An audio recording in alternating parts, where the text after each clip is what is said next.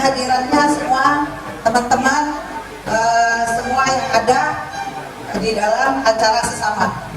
Dan tak lupa yang terhormat saya sampaikan kepada abang kita Bang Fahri Adami, selamat datang Bang Fahri, dan semua anggota sesama yang kami tuakan, bapak-bapak dan ibu-ibu yang kami muliakan dalam rangka acara buka bersama anak yatim.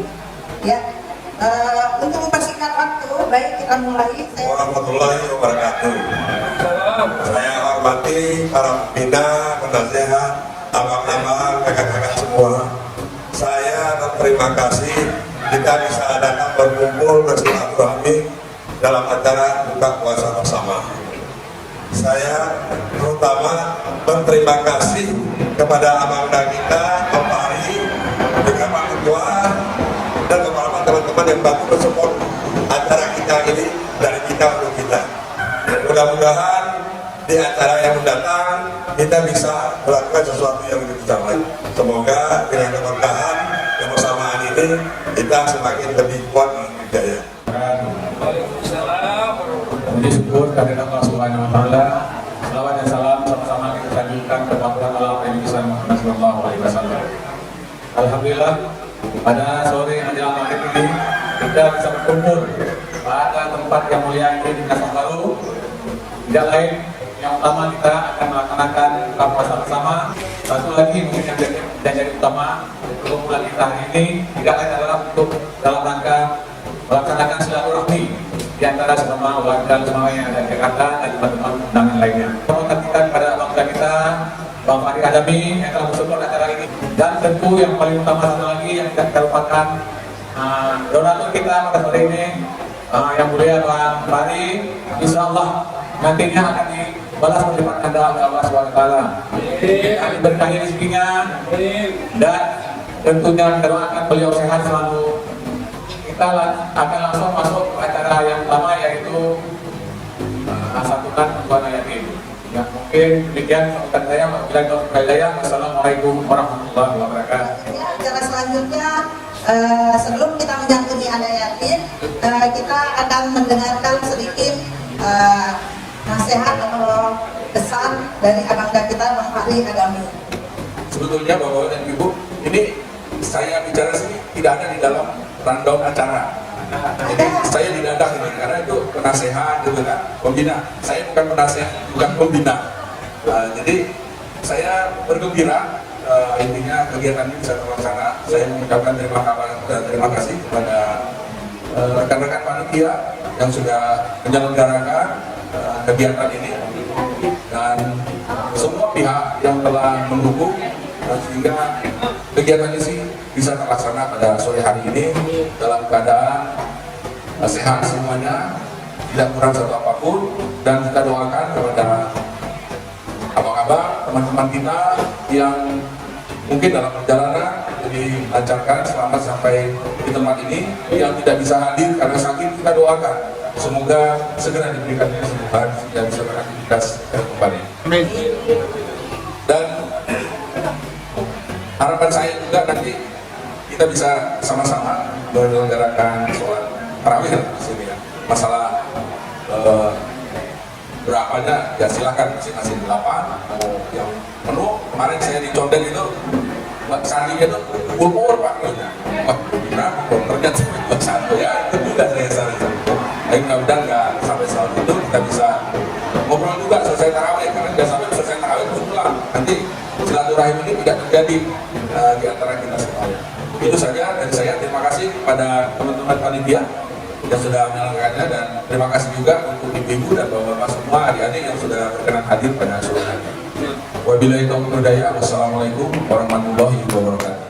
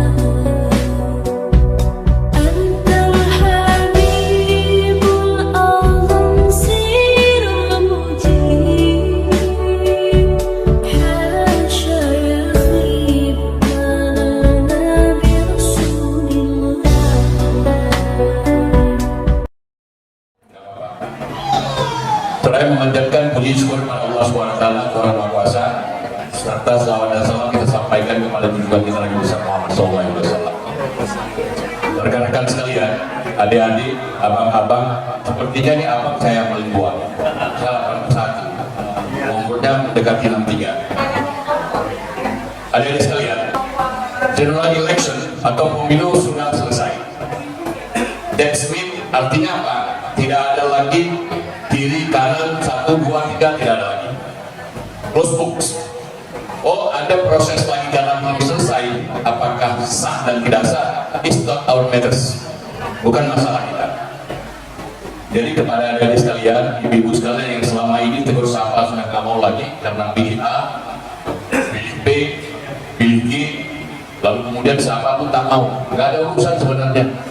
Terus apakah orang Aceh sana semua makmur semua? Oh, no way. You do yourself. Lakukan sendiri baru ada. Jadi janji politik, Bapak Ibu sekalian, saya hanya ingin mengingatkan, janji politik berlaku pada saat itu. Ketika dia berharapkan sesuatu, they need some support katanya. Butuh supporting, dia bantu. Begitu dia selesai, tak dulu banyak lain pikirkan. Setiap kekuatan yang besar menghancurkan yang kecil.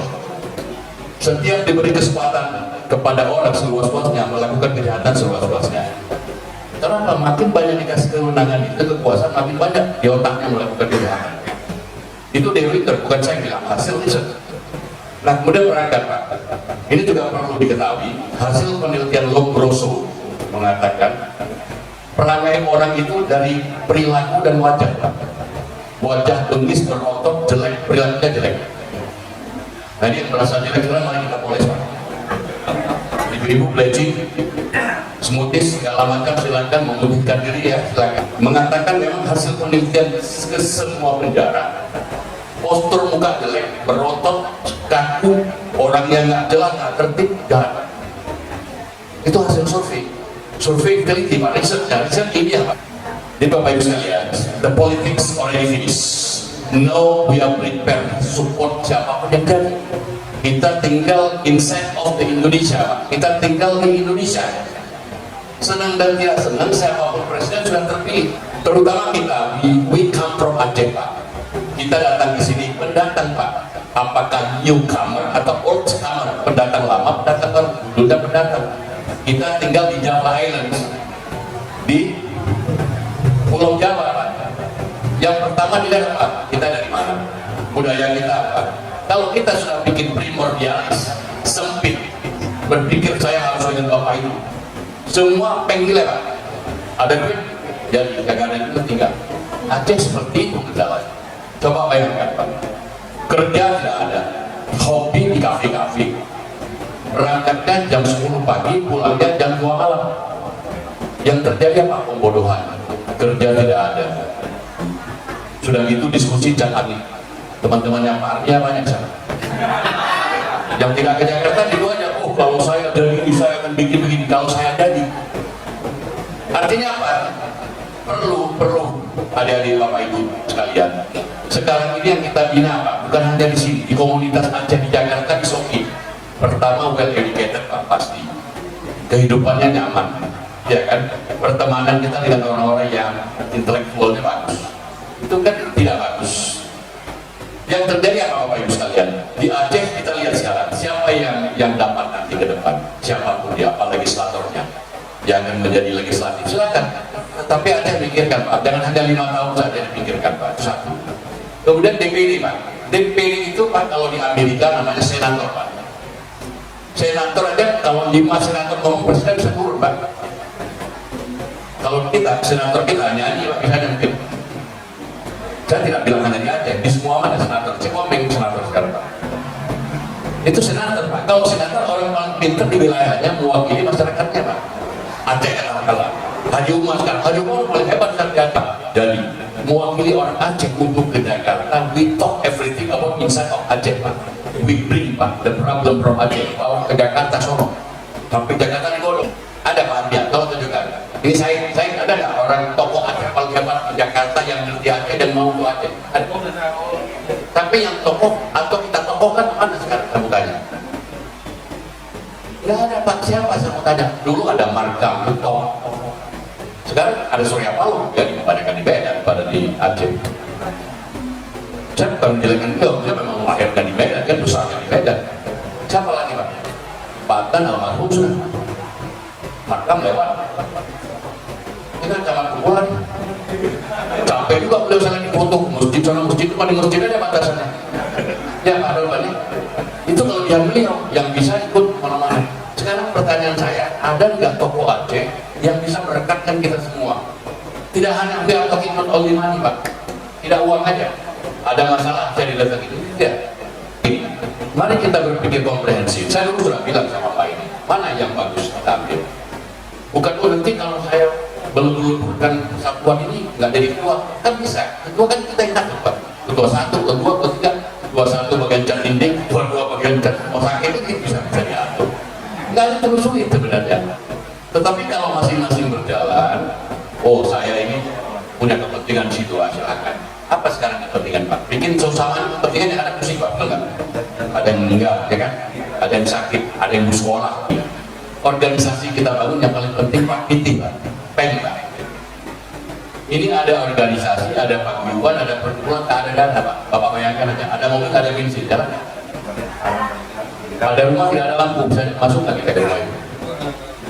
Oleh karena itu, Pak ini ketua, saran saya dari awal gitu. Pertama oke lah, bunyikan aja bunyi depan yang gagah berani ini. Per bulan berapa kita masing-masing? 10.000 kan? 5.000 kan? Itu jangan diambil uang itu Pak, sampai terkumpul dulu. Udah banyak nanti baru kalau kepentingan apa. Tetapi yang mendesak seperti apa Pak, bisa sistemnya partisan kita bagi. Siapa yang musuh pakai bisa acara kayak gini. Itu coba dipikirkan ya Pak ini. Saya mungkin ini sebagai pembina juga ngomong itu nggak ada masalah. Ini mumpung belum acara pokok, Ustaznya udah tadi. Sudah. Ustaznya udah. Oh ya, silakan Pak Ustaz. Mainkan dulu Pak. Terima kasih Bang Terima kasih saya. Terima kasih sekali lagi. Mohon maaf kalau dalam penyampaian ada kata-kata yang tidak pernah masih sama pulang. Ya, kepada abang-abang, kakak-kakak dan rekan-rekan semuanya, tiba saatnya kita untuk persiapan berbuka puasa. Jadi untuk persiapan berbuka puasa, saya minta kepada abang-abang, kakak-kakak dan rekan-rekan semua ada di atas, dari pintu sini ke atas.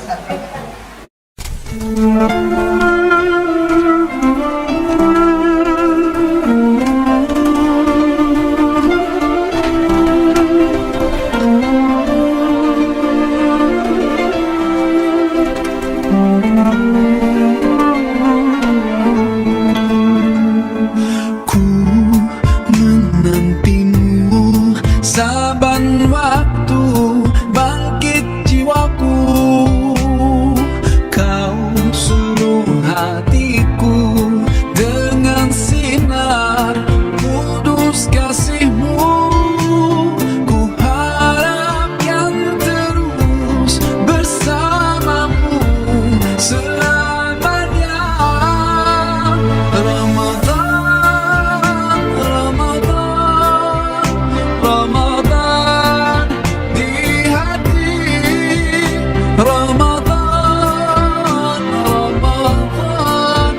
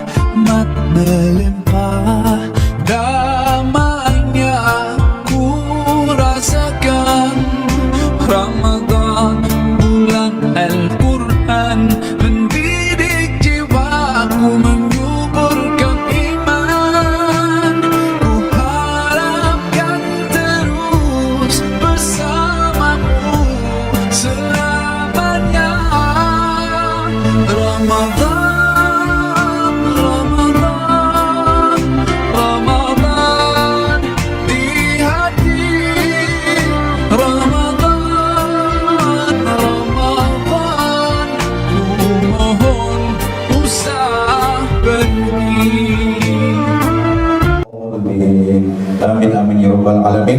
Sekali lagi saya selaku ketua Tasafi mohon maaf atas keterlambatan hadirnya Ustaz untuk tausiah pada sore tadi. Sekali lagi kami mohon maaf lebih dan kurang. Wassalamualaikum warahmatullahi wabarakatuh. Sebelum kita sholat tarawih kita tausiah singkat sebentar ya Bapak Ibu. Assalamualaikum warahmatullahi wabarakatuh. Alhamdulillahirabbil alamin wassalatu wassalamu ala sayyidina Muhammadin wa ala alihi wa sahbihi ajma'in. Allahumma shalli wa sallim ala sayyidina wa maulana Muhammadin wa ala alihi wa sahbihi ajma'in. Amma ba'd. Ini syukur kepada Allah Subhanahu wa taala, selawat bermahkota dan salam kepada Rasulullah sallallahu alaihi wasallam dan kepada ahli dan para sahabatnya. Ta'zim wa takrim saya terutama sekali kepada ayahanda kami yaitu Bapak Isran Abbas. Mohon maaf Ibu, Bapak, perlu kami perkenalkan bahwa kami ini dari anggota NIDA. NIDA ini dari Samalanga. Jadi makna NIDA adalah menyeru. Jadi kami ini datang ke Jakarta untuk membuka relasi agar kami ini bisa bagaimana berinteraksi dengan masyarakat ke depannya insyaallah. Dan alhamdulillah seketika kami sampai di Jakarta, kami disambut hangat oleh orang tua kita, bapak kita yaitu Bapak Isran Abbas. Beliau merupakan tangan kanan dari Abu Mudi, yaitu ketua besar Tasnafi yang berada di Jakarta Raya, alhamdulillah. Dan beliau mendapat apresiasi yang sangat besar oleh Abu Mudi. Semoga beliau diberi kekuatan oleh Allah Subhanahu wa taala, kesanggupan panjang umur dapat membimbing Tasnafi sebagaimana yang diinginkan oleh Abu Mudi. Allahumma amin. Kemudian selanjutnya ta'zim wa takrim kepada bapak-bapak dan ibu-ibu yang saya hormati dan saya cintai. Izinkan saya memohon menyampaikan sedikit muaidah singkat, mudah-mudahan menjadi manfaat bagi kita semua. Bahwasanya Rasulullah SAW menyampaikan ada 3 perkara yang bila 3 perkara ini ditinggalkan oleh umat manusia maka dia akan merasakan penyesalan dalam kehidupan di dunianya wa akhirah dan di akhirat. Apa itu? Kata Rasulullah SAW, "Raghima anfurajulin zukirtu indahu walam yusalli alaiya." Kata Rasulullah, mereka yang mendengar seruan kataku, namaku disebutkan di masjid-masjid ataupun di tempat-tempat pengajian, namun dia tidak mau berselawat kepada kata Rasulullah SAW, itu adalah orang yang merugi. Maka hadirin sekalian yang dirahmati oleh Allah Subhanahu wa taala, izinkan saya untuk memimpin selawat. Apakah mau diikuti? Mari ibu sama-sama. Salatullah salamullah ala Toha Rasulillah.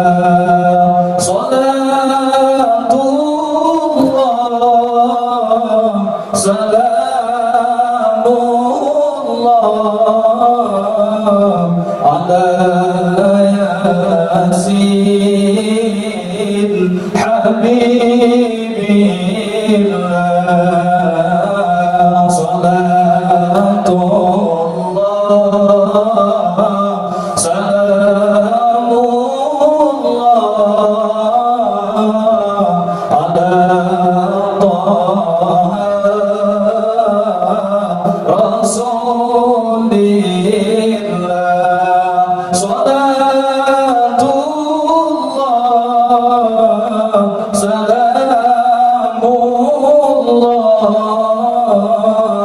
ala Yasin Habibillah. Alhamdulillah, semoga Allah turunkan rahmatnya, keberkahan kepada kita. Karena kata Rasulullah SAW, barang siapa yang mau berselawat kepadaku, kata Rasulullah, maka dia akan diberkahi dalam kehidupannya, akan diberkahi dalam usahanya, akan diberkahi dalam segala aktivitasnya. Hadirin sekalian yang dirahmati Allah, lanjutan daripada hadis ini Rasulullah mengatakan bahwasanya barang siapa yang pada dirinya itu, pada sisinya dalam kehidupannya masih Allah titipkan kedua orang tuanya, dia memiliki tiket untuk menuju surga Allah. Maka barang siapa saja yang masih ada orang tuanya, baik itu dua-duanya masih ada ataupun satu orang yang tinggal. Maka coba kita muliakan mereka sebagaimana Islam memuliakan orang tuanya, sebagaimana kisah yang terjadi pada Nabiullah Sulaiman memuliakan orang tuanya. Mereka mendapat kehidupan keagungan oleh Allah Subhanahu wa taala, mulia di dunia dan mulia di akhirat. Yakinlah ibu sekalian dan bapak sekalian, orang yang memuliakan orang tuanya itu pasti dia tidak akan merasakan kemudaratan, kesusahan di dalam dunia, dan insya Allah dia akan mendapatkan kebahagiaan di yaumil akhirah. Kemudian yang ketiga, ibu saya mohon maaf sedikit lagi, bahwasanya kata Rasulullah SAW, barang siapa yang Allah berikan kehidupannya di atas muka bumi ini dan dia dapat merasakan kenikmatan, keindahan dalam bulan suci Ramadan, namun dia tidak mau meminta ampunan kepada Allah Subhanahu wa taala, maka dialah orang yang sangat rugi, kata Rasulullah SAW. Bulan ini bulan maghfirah, maka dalam hadis lain Rasulullah mengatakan, barang siapa yang mengucapkan astagfirullah, selalu beristighfar kepada Allah, maka niscaya setiap kesempitan dalam usahanya, setiap kesusahan dalam hatinya, Allah mudahkan semuanya insyaallah. Maka ibu hadirin sekalian yang dirahmati oleh Allah Subhanahu wa taala, mudah-mudahan kita dapat mengembangkan apa yang diperintahkan oleh Rasulullah SAW agar kehidupan kita ini tentram, damai, dan kita mendapat keberkahan daripada Allah Subhanahu wa taala. Amin Allahumma amin. Demikian yang dapat saya sampaikan, lebih dan kurang saya mohon maaf. Mudah-mudahan menjadi mau'izah bagi saya sendiri, umumnya bagi seluruh hadirin hadirin. Alhamdulillah wa iyyakum ajma'in. Assalamualaikum warahmatullahi wabarakatuh.